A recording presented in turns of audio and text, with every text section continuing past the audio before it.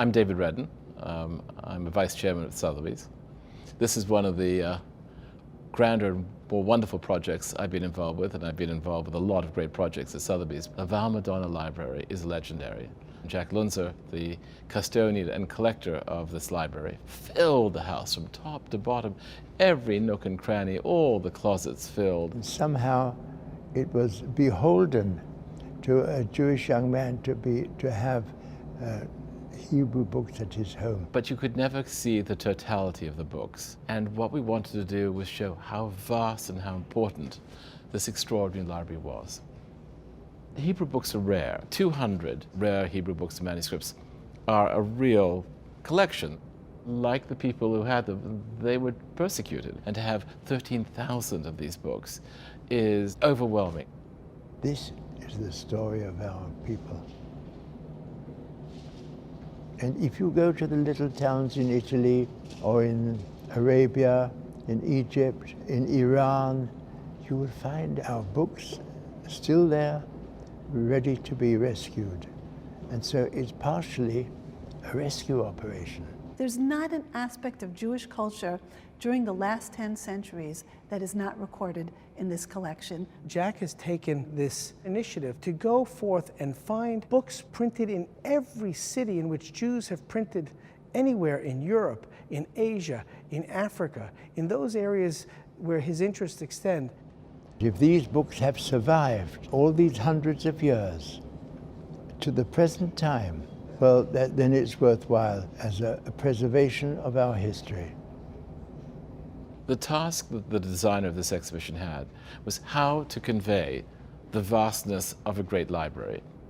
And so what the designer decided to do was take this large space, 60 feet by 45 feet wide, 18 feet high, and cover the walls with shelving all the way up to the top. We never intended to use the very top shelf. We saw that as a kind of canopy. We had no choice. I had no choice at all. I had to use the top shelf. People come in and you kind of hear them gasp, and it's wonderful because that's just what we're looking for. My wife came from Italy, from Milan, and that caused me to go to Italy quite often. Wandering through Italy, seeing these names, which were magic to me. I saw there's a town in Mantova. Well, we've got books from Mantova. There's Sabionetta. Well, look at our books. It was a journey into the unknown, into the past. Terrific. I had great fun. Jack is a very, very generous man as well. No scholar has ever been turned away from Jack's door. In the middle of the night, if you woke him up and said, "Where is the one book printed in Trino?" blindfolded, he could go downstairs and pull it off exactly the right shelf at any given moment. And when Jack finds a book, even though he already has it, he doesn't stop looking in the event that a better copy of that book should come around. He often says that it's impossible to make a perfect book out of an imperfect book, but it's always possible to make a perfect book better. Perhaps the most important and the most impressive manuscript is a Pentateuch written in the year 1189.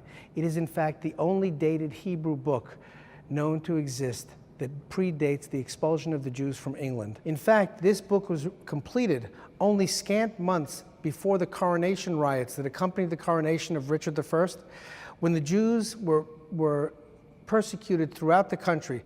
There's a wonderful repair here that shows the care that was lavished upon this manuscript even when it suffered other indignities. The fact that it exists here in the Valmadonna collection gives us that one tenuous link to that long-gone community that is no longer in existence. The earliest Hebrew books were printed in Rome between the years 1469 and 1473.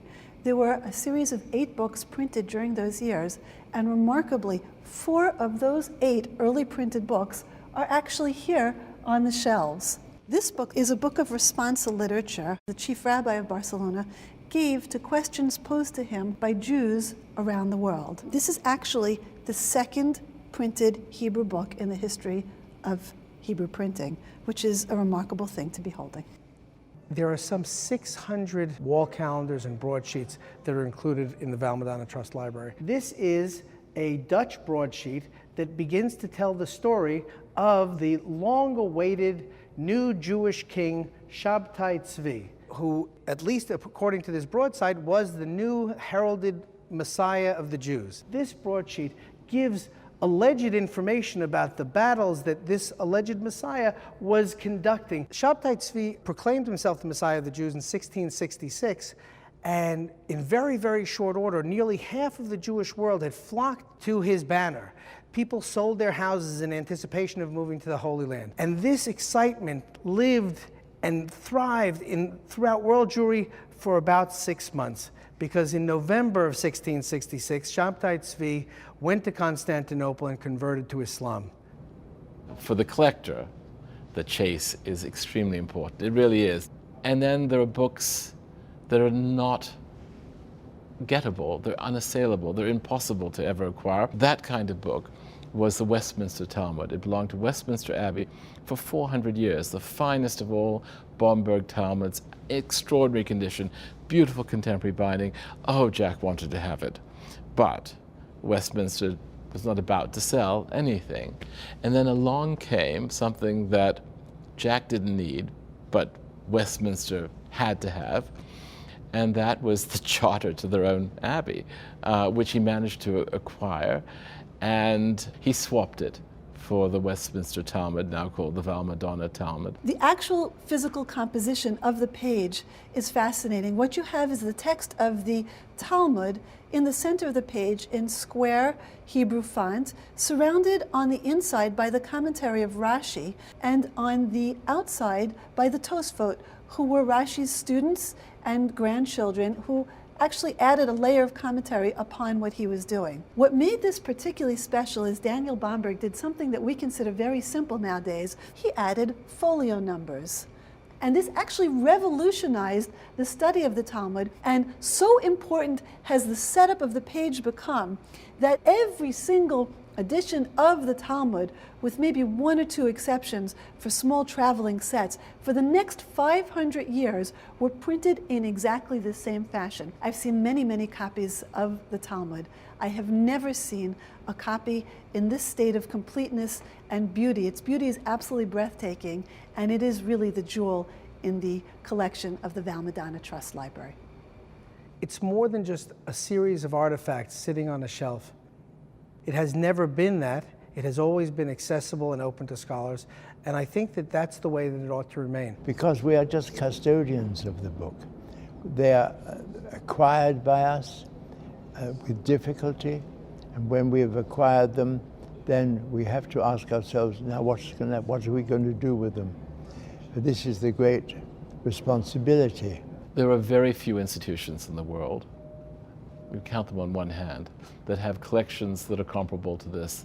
Any institution that found these extraordinary books in their library would suddenly be catapulted into the front ranks. And so that's really is part of the allure for a buyer. You suddenly become an incredibly serious research institution with the resources that this library represents. I would like it to go to a good home. I'd like it to go where it's appreciated and respected, not for now, but for the future.